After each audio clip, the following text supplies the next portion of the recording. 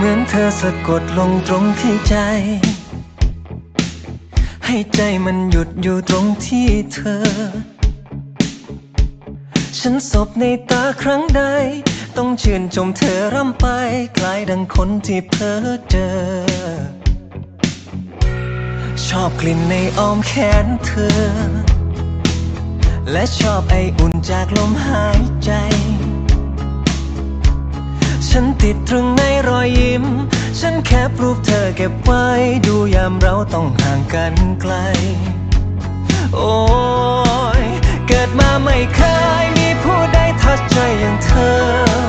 เธอเป็นดังคนร้ายมนต์ให้โลกเปลี่ยนไปแม้ฟังเขินๆก็คงจะดีกว่าไม่พูดไปแค่อยากให้เธอรู้ไว้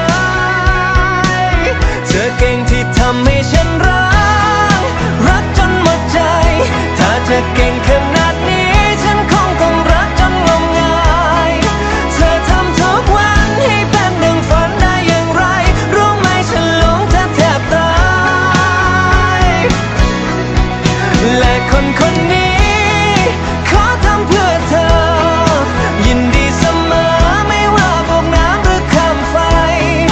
คำว่านิรันดร์จะอยู่กับรักตลอดไปเพราะใจดวงนี้มันคลั่งไคล้รักเธอทั้งใจรักจนไม่ไหวแล้